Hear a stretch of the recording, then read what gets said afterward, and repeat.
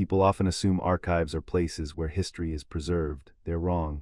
History survives in books. Archives preserve the things history tried to erase. For 12 years, I worked inside the National Transportation Archive. Our department officially investigated abandoned railways, forgotten roads, and transportation accidents. Unofficially, we investigated places that governments preferred not to explain. Some cases ended with perfectly reasonable answers. Others never truly ended. Case File 12 taught me one lesson. Sometimes reality isn't broken. Sometimes it's edited. After that investigation, I promised myself I would never volunteer for another field assignment. That promise lasted exactly 23 days. It began on a rainy Tuesday. The building was almost empty. Most employees had already gone home. Only the low hum of fluorescent lights and the soft ticking of wall clocks disturbed the silence. My office overlooked Washington. Rain slid slowly across the windows. The cassette recorder on my desk was still. Case File 12 rested inside the archive vault, closed, finished. At least that was what I believed. A knock echoed through the hallway. 3 slow knocks, always 3. I looked up. Director Alina Brooks entered carrying a long gray evidence tube. She didn't smile. She never smiled when bringing new work. She placed the tube on my desk. I need you to look at something. I leaned back. If this is another transportation anomaly, give it to another team. It isn't. What is it? She hesitated. We don't know. That answer bothered me more than any explanation could. She removed the plastic cap. Inside rested several large satellite photographs. She spread them carefully across my desk. At first glance, they looked completely ordinary. Dense mountains, endless forest, a narrow road cutting through the valley, nothing unusual. Then she pointed toward the center. Do you see it? I leaned closer. Rows of rooftops, a village, perhaps 30 buildings, a narrow river, small rice fields, a shrine. Smoke rising from several chimneys. It looked peaceful, alive. Population, I asked. Unknown. Village name, unknown. I frowned. Why send this to us? She slid another photograph beside the first. Same coordinates, same satellite. 3 months later. The village was gone. Every building, every road, every field. Only untouched forest remained. No ruins, no foundations, nothing. I looked from one image to the other several times. They're different seasons. They're both taken in June. Cloud cover. No. Image corruption. No. Military installation. No. What am I missing? Alina quietly opened a thin folder. Inside were topographic maps dating back almost 70. Every map showed uninterrupted forest, no settlement, no roads, no river crossing. Nothing. She placed another item beside them. A Japanese census, no village listed. Then another, postal records, nothing. Land registry, nothing. Rail surveys, nothing. The village officially had never existed. Yet there it was, perfectly visible from space. I studied the first photograph again. Children's bicycles, parked trucks, laundry hanging outside homes, vegetable gardens, power lines, telephone poles. Every tiny detail suggested a normal rural community. Whoever built it had not done so overnight. Yet 90 days later, nature had swallowed everything without leaving a scar. There has to be construction history. There isn't. Utility records, no. Property ownership, no. Satellite malfunction. Alina shook her head. We checked every available satellite. She handed me another print. Different company, different orbit, different date. Same village. Another. Military reconnaissance. Same village. Another. Weather satellite. Same village. 5 independent satellites. Same impossible place. A strange feeling settled over the room. Not fear. Recognition. I'd seen impossible evidence before. Case 12 had taught me that the most dangerous mysteries never looked supernatural. They looked administrative, clean, official, documented. That was what made them terrifying. Then Alina placed one final photograph onto the desk. It wasn't from space. It was taken at ground level. A gravel road, wooden houses, an old woman sweeping her porch, several children chasing each other, a mountain rising behind the village. Across the entrance stood a weathered wooden sign. The Japanese lettering had faded almost completely. Only 2 symbols remained readable. Mura, village. The lower corner contained a handwritten note. Recovered. October 1986. Photographer. Missing. I looked back up. Who took this? We don't know. Where was the camera found? A train station. Which station? It doesn't exist anymore. Silence filled the office. Rain struck the windows harder. The cassette recorder remained perfectly still. Then Alina quietly said the sentence that would change everything. We found 6 people over the last 40 years who claim they visited this village. She paused. They all described the exact same place. I nodded slowly. So, they all forgot where it was. Within 48 hours, she slid 6 interview transcripts toward me. Each witness gave identical descriptions. The bridge, the shrine, the red mailbox, the narrow streets, the river, the mountain. Every detail matched. Every interview ended the same way. I remember being there. I just can't remember where. I stared once more at the satellite photograph. Something about it felt wrong. not visually, emotional. The village somehow looked familiar, as though I'd been there myself. I couldn't explain why. Then I noticed something I had somehow overlooked near the center of the village. Standing beside the shrine, someone was looking directly upward, toward the satellite, toward the sky, toward the camera. That night, I never went home. The National Transportation Archive slowly sank into silence. At midnight, most of the building's lights shut off automatically. Only the emergency lights remained, casting long pale reflections across the empty corridors. My office was illuminated by nothing more than a brass desk lamp and the cold glow of my computer monitor. 6 folders lay neatly arranged across the stainless steel desk. 6 different people, 6 different years, 6 identical stories, and not a single logical explanation. I opened the first file. Witness #1 Kenji Morita, tourist. He was discovered nearly 50 kilometers from the nearest paved road, sitting alone in the middle of the forest. No food, no water, no map. His clothes were perfectly clean. Even his boots showed surprisingly little mud. It looked as though he hadn't spent days wandering through the mountains at all during his first interview. He calmly explained that he had spent the previous night in a small mountain village. The people had welcomed. They had offered him dinner. He remembered the taste of the miso soup. He remembered smoke drifting from old chimneys. He remembered a narrow wooden bridge. He remembered the sound of a bronze bell beside a small shrine. But when investigators asked him to point to the village on a map, he couldn't. 2 hours later, he couldn't even remember which direction he had traveled. The following morning, only one sentence remained. It was very quiet there. I closed the folder. The second case was even stranger. Witness #2 Naomi Sato, documentary photographer. The photograph now lying on my desk had belonged to her. She had traveled into the mountains to document disappearing rural communities. 5 days later, she was reported missing. 2 weeks afterward, police recovered her camera, not in the forest, not in the mountain. It had been carefully placed on a wooden bench inside an abandoned railway station nearly 200 kilometers from her last known location. The film contained 27 photographs. 26 were completely ordinary. Mountain roads, villages, shrines, bridges. The 27th was different. It showed the same village, the same weathered entrance sign, the same bridge, the same mountain rising behind it. Naomi Sato was never found. I enlarged the final photograph. Standing beside the bridge was a man. I had seen him before. The same man who appeared in the satellite photograph, the one staring upward, even from this distance. One unsettling detail stood out. He wasn't looking toward the photographer. He was looking directly into the camera, as if he already knew someone would eventually find the photograph. I opened the third file. Witness #3 Highway Patrol report. A patrol unit responded to reports of a vehicle that had left the roadway. The car was located almost immediately. The driver was missing. 3 hours later, he walked back on his own, calm, uninjured. He explained that residents from a nearby village had helped pull his vehicle out of the ditch. He even claimed they had invited him inside for dinner. Officers searched the entire area. There was no village. The following day, the driver could no longer remember where it had happened. Within a week, he no longer remembered the accident at all. I leaned back in my chair. Every file repeated the same impossible pattern. Each witness remembered the village. They remembered the houses, the bridge, the shrine, the mountain, the river, even the smells. Yet none of them could remember where it was. It was as though the road itself disappeared from memory. I switched on the cassette recorder. Inside one of the folders was an aging magnetic tape labeled Interview #4 1994. The tape hissed softly. Then an elderly man's voice filled the room. Can you describe the village? Yes, it was small, very clean. There were almost no cars, mostly bicycles, and it was incredibly quiet. Do you remember its name? No. The mountain? No. The road? No. The coordinates? A long silence. I knew them. I knew them yesterday, but now I can't remember. His breathing became noticeably heavier. Then he whispered, that's strange. What is? I can't even remember how I got there. Almost a full minute of silence followed. Then, in a voice barely above a whisper, he said, they asked me not to show anyone the way. The recording ended. I replayed those final words several times. They asked me not to show anyone the way. Oddly enough, that sentence never appeared anywhere in the official transcript. Someone had deliberately removed it. Why? While reading through the interview notes, my eyes drifted back toward the satellite photograph, almost absent-minded. I picked up a ruler. I began measuring the distances between buildings. I wasn't looking for anything in particular. It was simply habit. Then I noticed something impossible. Every shadow in the village pointed in the same direction. Except one, the shrine's bell tower cast its shadow the opposite way.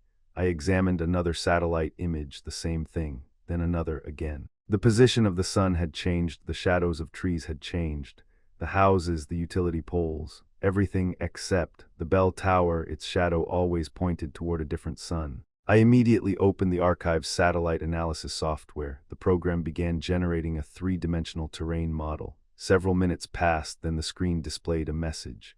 Error elevation data unavailable. I tried another database, the same result. Then a third again. Nothing. That was impossible. Every mountain range on Earth had elevation data. Even the most remote wilderness, except this one. It was as though the landscape itself had been deleted.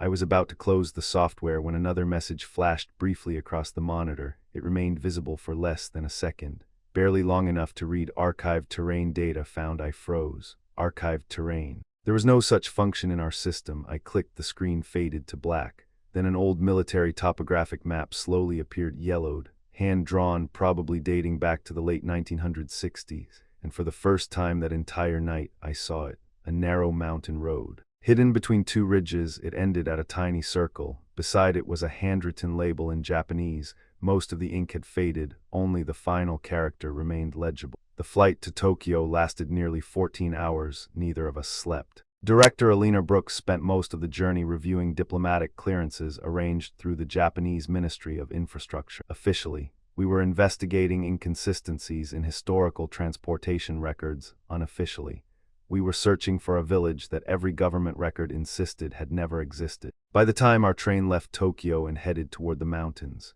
rain had begun to fall again. I was starting to dislike rain. Every major case I'd worked had begun beneath the sound of falling water. 3 days later, we arrived at the Regional Transportation Survey Office. The building itself looked forgotten. It had been constructed sometime during the early 1960s. Gray concrete walls, metal-framed windows, rows of dusty filing cabinets. The smell of old paper seemed trapped inside the building itself. Waiting for us was our local liaison. His name was Inspector Hiroshi Takeda. Unlike most officials we worked with, he didn't seem skeptical. If anything, he looked relieved, as though someone else had finally agreed to carry the burden. "You've seen the satellite photographs?" I asked. Takeda nodded. "For nearly 20 years. And we stopped trying to explain them."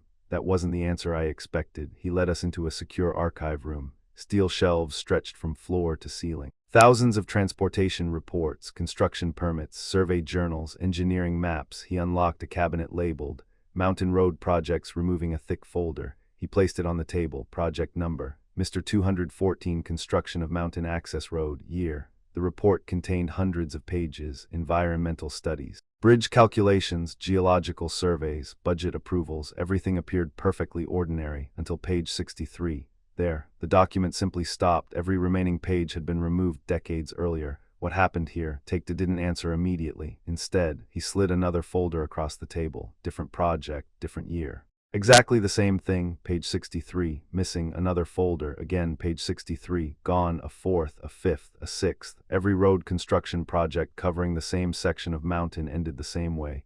Everything after page 63 had disappeared. Who removed them?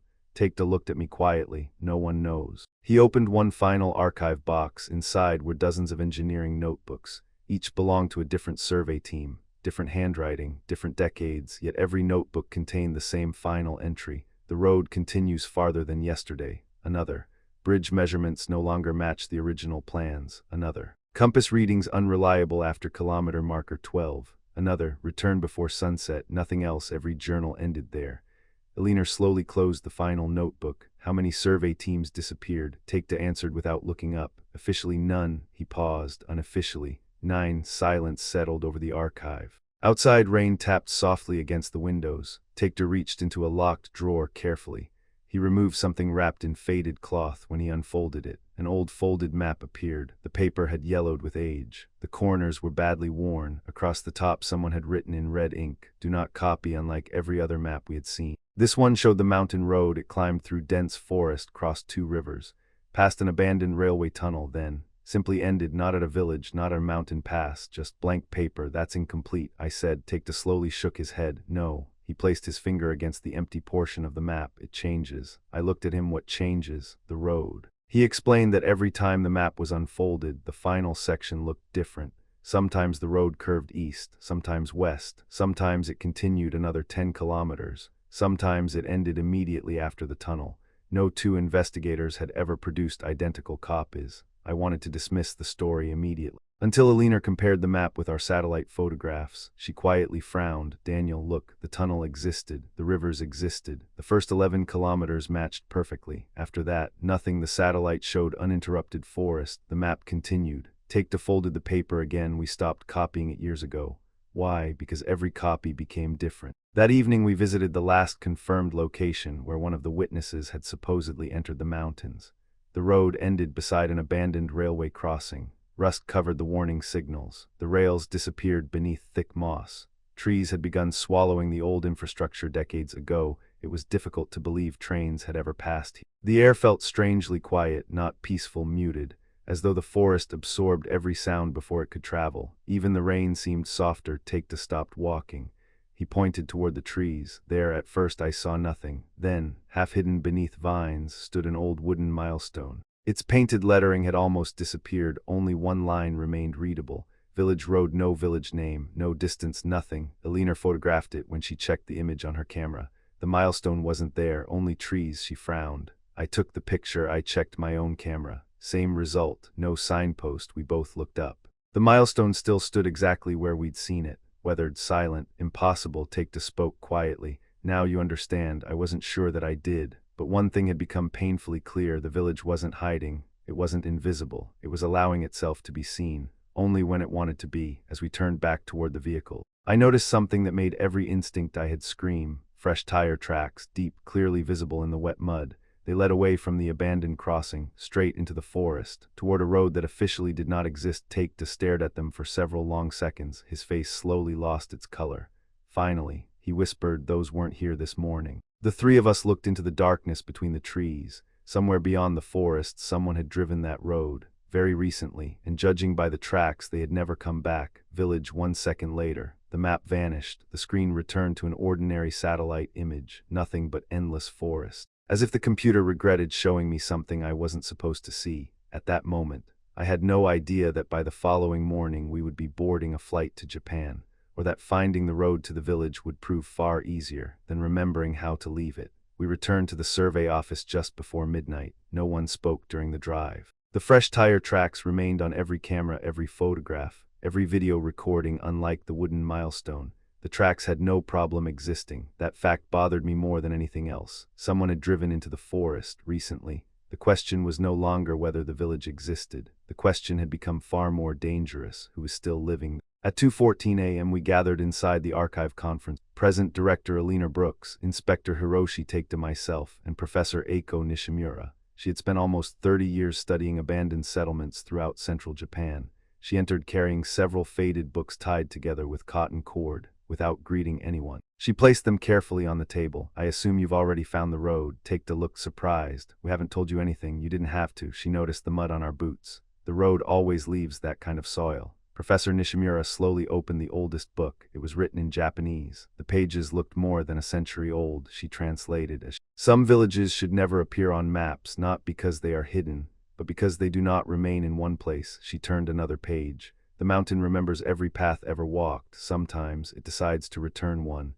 I exchanged a glance with Alina. Neither of us believed in folklore, not officially, but after Case 12. We had learned not to dismiss stories simply because they sounded impossible. Professor Nishimura placed another document before us. Unlike the others, it wasn't ancient. It was dated 1968.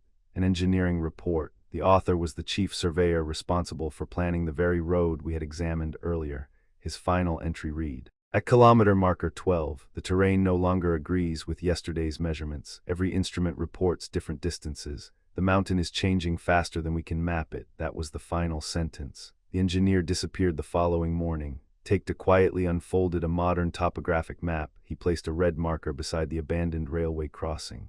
"Here." He drew another mark 12 kilometers deeper into the mountains. "Everything unusual begins here." 12 kilometers, I repeated.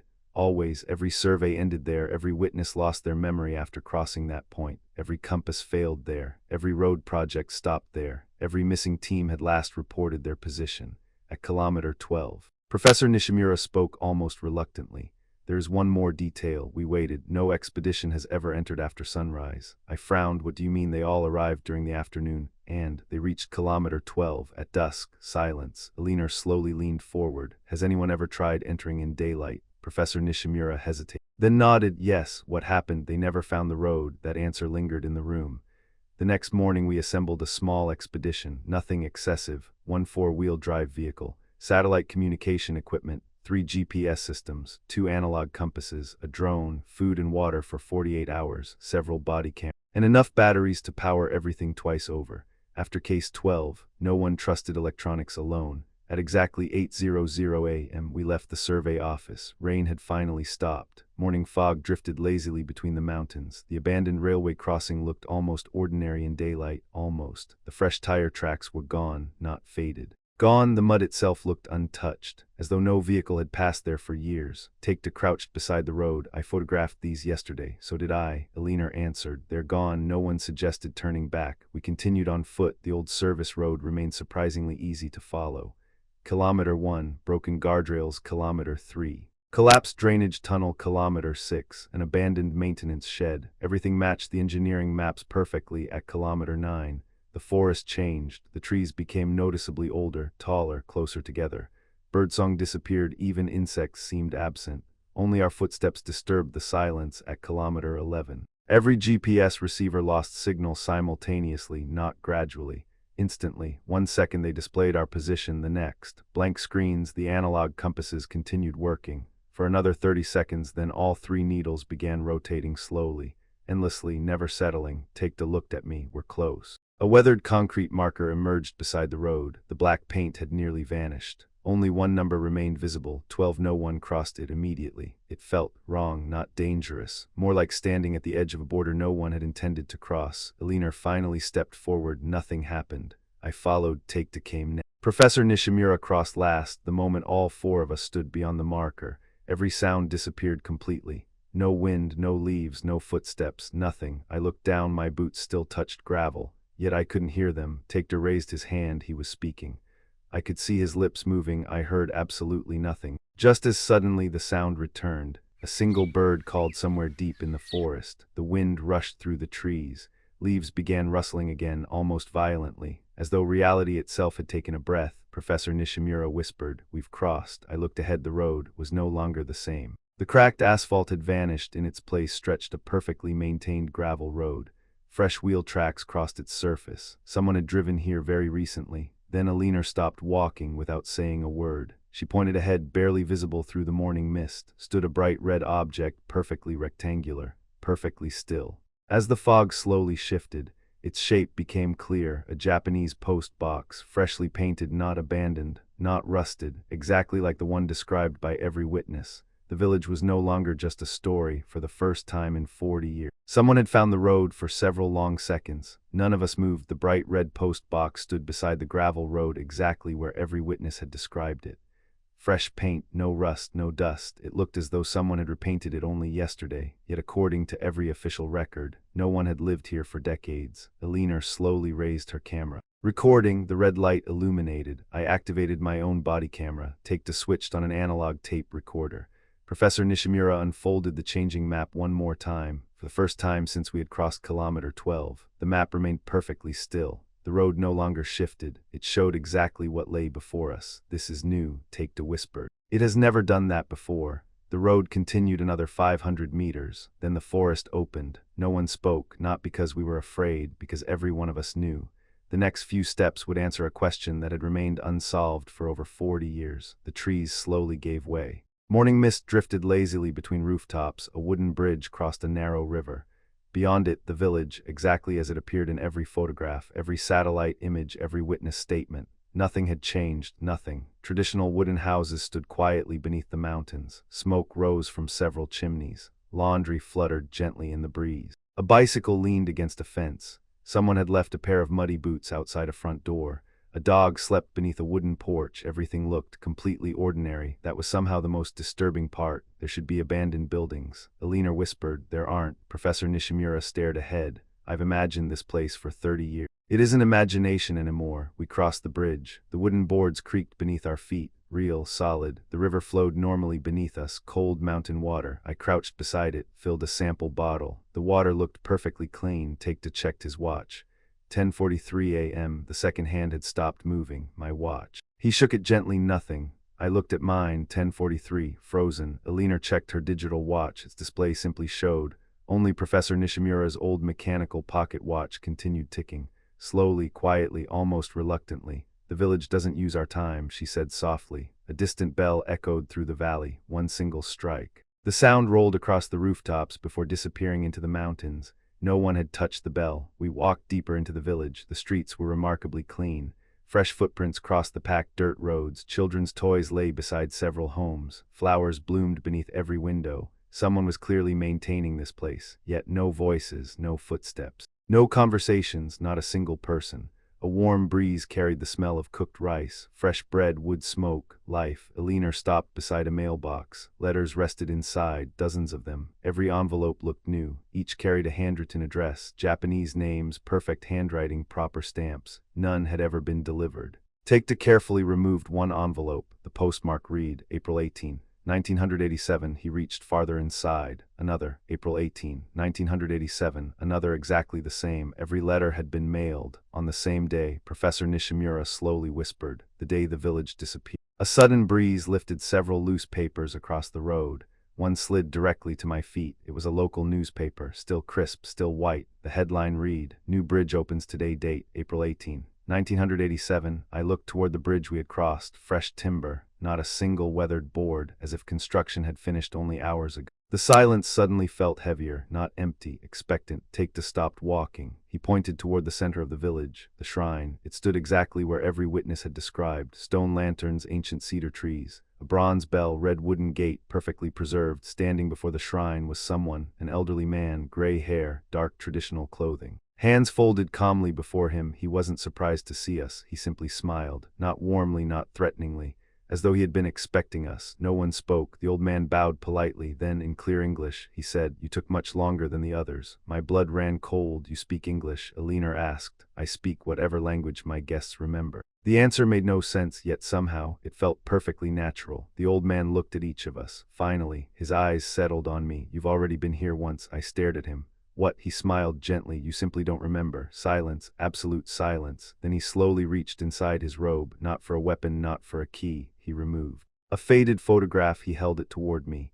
It showed the village, the bridge, the shrine. Professor Nishimura much younger, take his predecessor, several unknown surveyors, and standing among them was me, wearing the same field jacket, the same archive badge, the same notebook in my hand. The photograph was dated October 14, 2019. 3 years before I had ever opened case file 12. 3 years before I had supposedly learned this village even existed. I couldn't breathe, because there was only one impossible conclusion. This wasn't the first time I had found the village. It was the first time I had remembered finding it. For a long moment, I simply stared at the photograph. It wasn't merely someone who looked like me. It was me.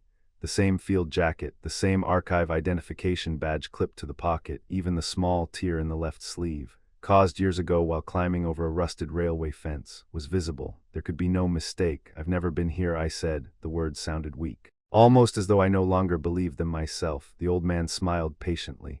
"I know, you remember never being here." No one moved. Alina slowly stepped beside me. "Daniel." She carefully took the photograph from my hands. Her expression changed immediately. "What is it?" I asked. She looked confused. "I don't see you." My heart skipped a beat. "What?" She turned the photograph toward me. I looked again. My hands began to shake. The place where I had seen myself only seconds earlier was empty. The surveyors remained. Professor Nishimura remained. The bridge, the shrine, everything except me. "I swear," I whispered. I was standing right there. No one answered. The old man quietly folded the photograph and slipped it back inside his robe. "The village only shows each visitor what they are ready to remember." Take finally broke the silence. "Who are you?" The old man considered the question for several seconds. Then he smiled again. "I've answered that question hundreds of times. No one remembers the answer after they leave." A cold wind drifted through the village. For the first time since our arrival, the dog sleeping beneath the wooden porch lifted its head.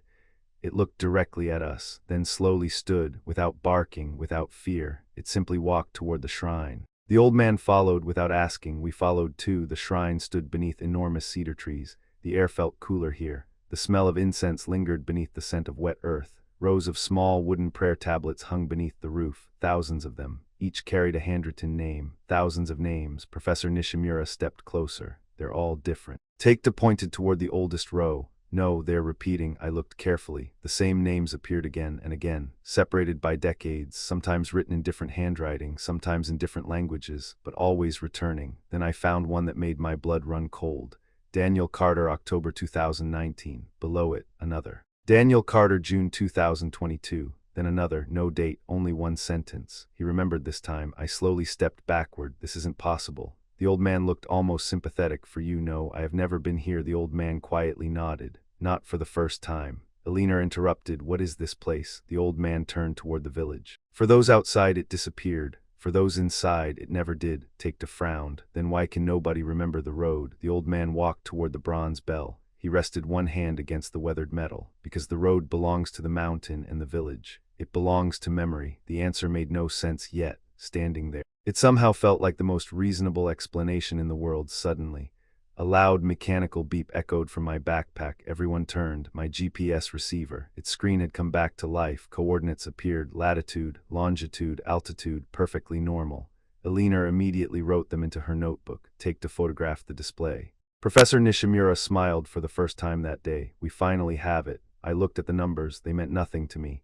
Then, the digits slowly began changing, one by one, not flickering, moving like the hands of a clock. Latitude shifted, longitude drifted, altitude increased, then decreased. The GPS wasn't losing signal, it was following something that refused to remain still. Within 30 seconds, the coordinates no longer matched any location on Earth. The screen displayed, location unknown. Then it shut itself off. Forever. No amount of new batteries would ever power it on again. The old man looked toward the mountains. They know you're here now. Who? He didn't answer. Instead, the bronze bell rang by itself. Once, twice, 3 times, the sound rolled across the valley. This time it didn't fade away. It echoed back as though another bell, far beyond the mountains, had answered. Professor Nishimura suddenly turned pale. We have to leave. Take stared at her. Why? She looked toward the forest. Because they've heard us, at the far end of the village. Something moved, not a person, not an animal. The morning fog, it wasn't drifting anymore, it was slowly advancing.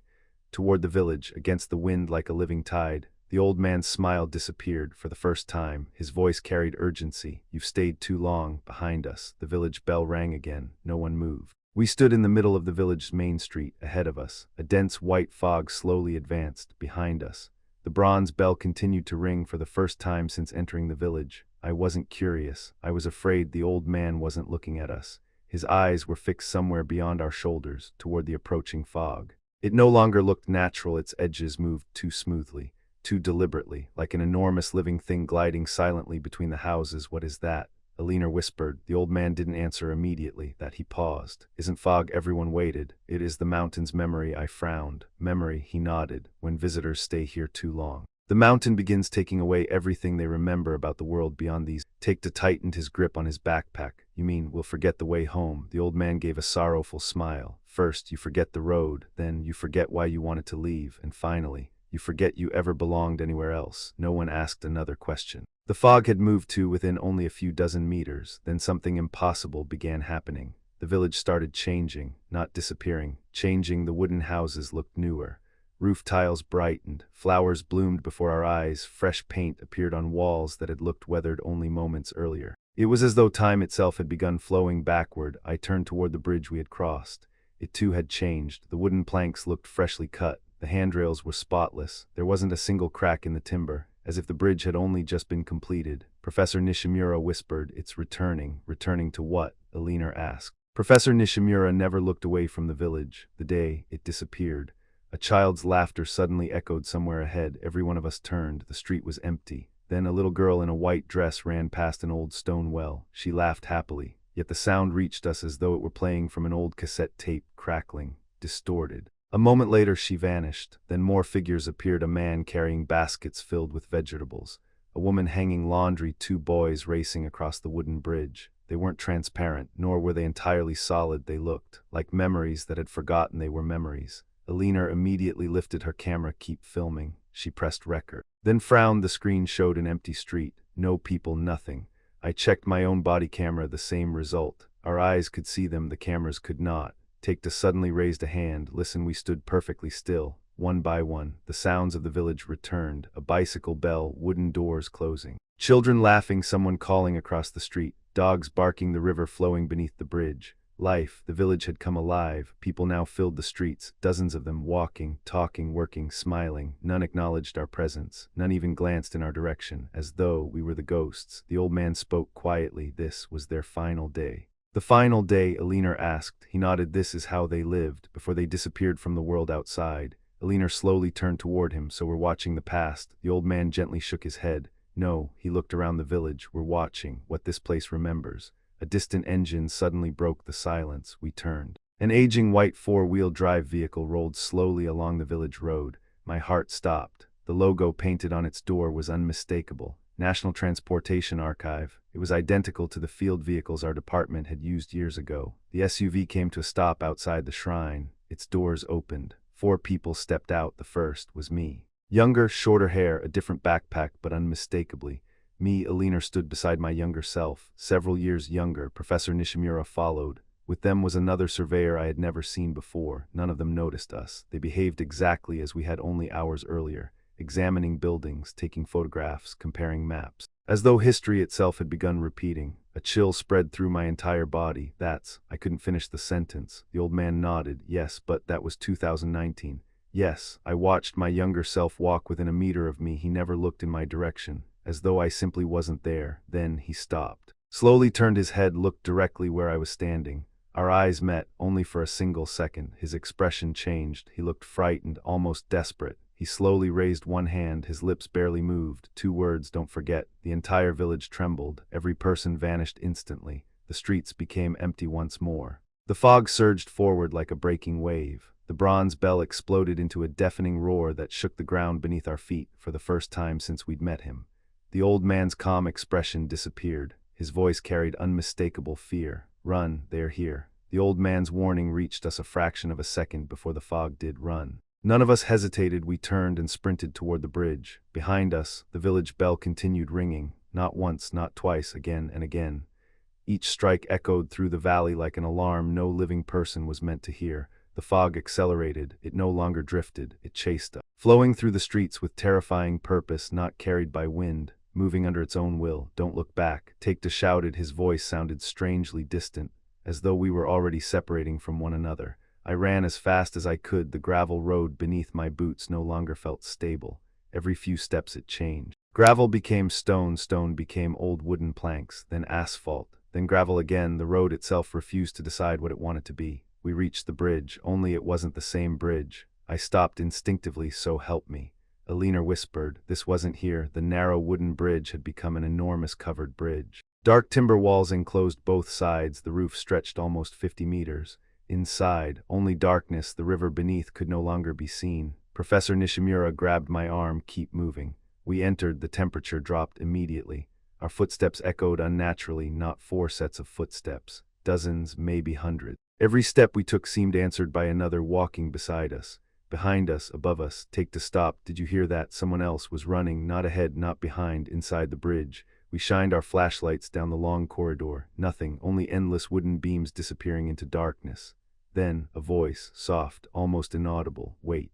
None of us answered. Another voice closer. Please. The flashlight trembled in my hand. Professor Nishimura whispered. Keep walking. The voices multiplied. Children, women, old men, young men, hundreds, all speaking at once, not screaming, pleading. Don't leave, stay, we've been waiting, you remember us. The bridge seemed impossibly long. It should have taken 20 seconds to cross. We walked for nearly 5 minutes, yet the exit never became closer. Take-to looked behind us. The entrance had vanished. Only darkness remained. We're trapped. No. The old man's voice suddenly echoed through the bridge, though he was nowhere to be seen. You're remembering. The wooden walls began changing. Photographs slowly appeared across the beams. Thousands of them, black and white, color, Polaroids, military film, family snapshots, passport photos. Every photograph showed different people. Standing inside the village, some smiled, some looked terrified, some appeared confused, others stared directly toward the camera, exactly like the man in the satellite image. Alina stopped. One photograph had caught her attention. She slowly reached toward it. No, she whispered. The photograph showed her. Dated 1988. She had been only 12 years old, yet there she stood, outside the shrine, holding someone's hand. That's impossible. Her voice shook. I'd never left Boston. The photograph changed, slowly, like developing film.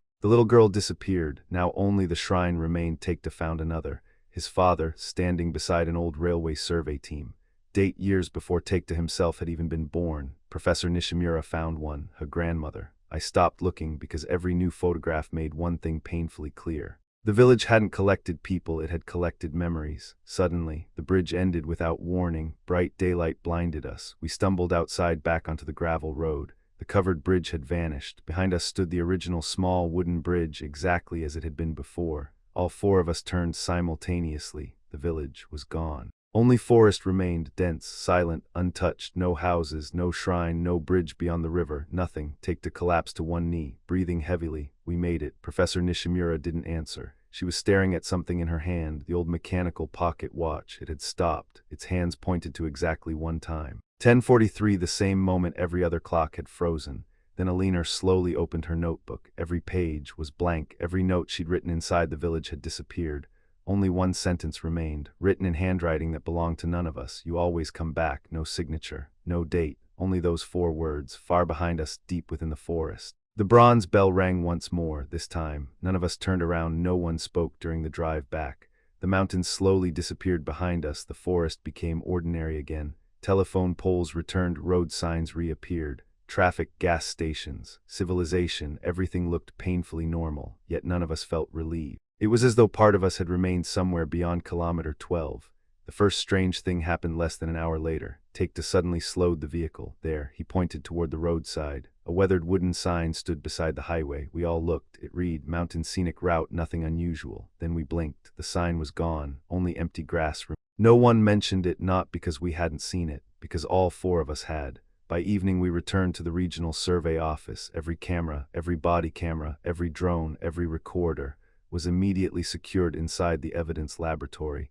Technicians began copying the recording. 3 hours later they called us downstairs. The first video appeared on a large monitor, timestamp 10:42. We crossed kilometer 12, everything matched our memories. Then, exactly at 10:43, the screen turned white, not static, not interference, just white for 43 minutes. Then the picture returned. We were walking back through the forest. Covered in mud, exhausted, the village never appeared, not once. Every camera showed the same thing. The drone footage was even stranger. It had remained airborne the entire time. According to its recording, it had never lost sight of us. We had spent 43 minutes standing in an empty clearing, walking in circles, speaking to no one. Professor Nishimura quietly switched the monitor off. "No one will believe this. They don't have to," Alina answered. "We do." The laboratory technician approached slowly.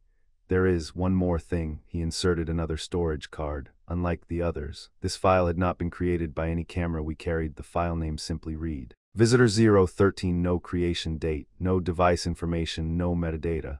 The video began, a fixed camera high above the village looking down, exactly like a security camera. The 4 of us entered across the bridge, walked through the streets, spoke with the old man, visited the shrine. Everything, every moment had been recorded, except no old man appeared. Whenever he should have been visible, the image simply showed empty space. Yet we continued speaking, answering questions, listening, reacting to someone who wasn't there. The video ended with us running toward the bridge. Then, just before the recording stopped, something stepped out of the fog, not clearly. Only a silhouette, tall, human, impossible to identify.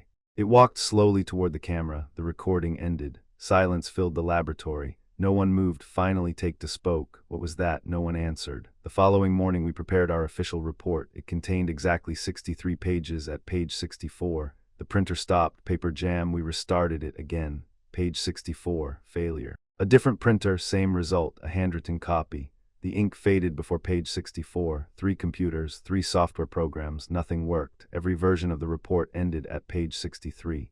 No one laughed because we had seen this before. 2 days later we returned to Washington. Case file 13 was transferred into Archive Vault C. Restricted access, classification level 7. Official conclusion, no evidence confirming the existence of the reported settlement. Investigation suspended. Unofficial conclusion, was never written. 3 weeks later, I woke in the middle of the night. Without knowing why, my apartment was completely silent. Then very softly, 3 knocks echoed from my front door. Exactly 3, I looked at the clock. 10:43. The knocking came again. I opened the door. No one was there. Only a small package rested on the floor, wrapped in brown paper. No postage, no address, only my name. Inside was a photograph. The village. Standing beside the red post box was the old man. This time, he was looking directly at the camera, smiling. Across the bottom of the photograph, written in neat English handwriting, was 6 words. "The road remembers who finds it." On the back, only one sentence. Case file #13 status, pending the investigation, had never really ended. 3 months passed, officially. Case file 13 no longer existed. Every classified document had been transferred into Vault C. Every recording was sealed, every witness statement was archived. Every member of the expedition signed the same agreement. We would never discuss the village outside archive walls. Life slowly returned to normal. At least, that was what everyone wanted to believe. Inspector Taker retired. Professor Nishimura returned to Kyoto. Director Brooks began another investigation. And I buried myself beneath ordinary paperwork. Bridge inspections, railway accidents, routine transportation reports, anything that kept my thoughts away from Japan.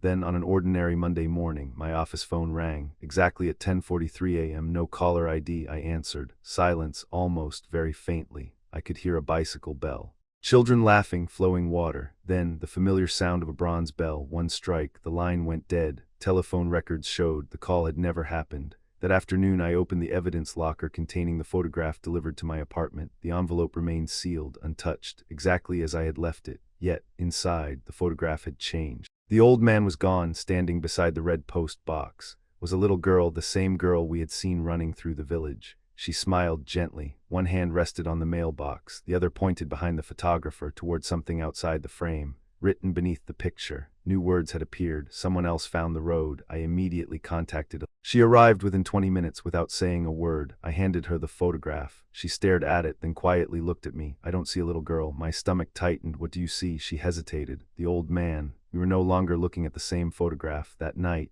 we reopened case file 13, unofficially. The next morning, satellite surveillance began again.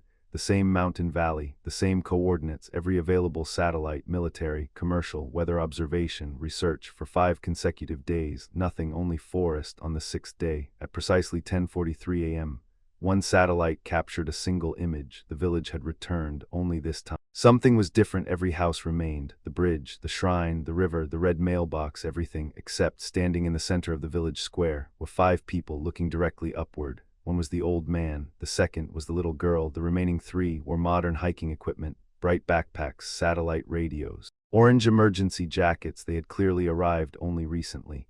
Facial recognition found no matches, no missing persons reports, no travel records, nothing. It was as though they had never existed before appearing in that photograph. The satellite passed overhead again. 93 seconds later, the village was gone. Only forest remained. 3 days later, a package arrived at archive headquarters. No return address, no fingerprints, no postal markings. Inside, 5 photographs. The first showed the red mailbox. The second, the bridge. The third, the shrine. The fourth, the old man still smiling. The fifth made every person in the room fall silent. It showed our archive building, Washington. Night. Rain falling outside, taken from inside my office. I was sitting at my desk, reviewing case file 13. The photograph had been taken. From behind me on the corner of my desk rested a fresh archive folder, dark navy blue, stamped with silver letters. Case file #14. Its title could just barely be read. The empty lighthouse at the bottom of the photograph. One final handwritten sentence appeared. "We'll see you again soon." Director Brooks quietly closed the envelope. No one spoke. She looked toward the reinforced archive vault, then at me. Finally, she said only 4 words, "Prepare the next file." Archive status. Case file #13. The Vanishing Village status. Closed, handwritten beneath the official stamp. Some roads are not meant to be found. The dangerous ones. Always remember who walked them.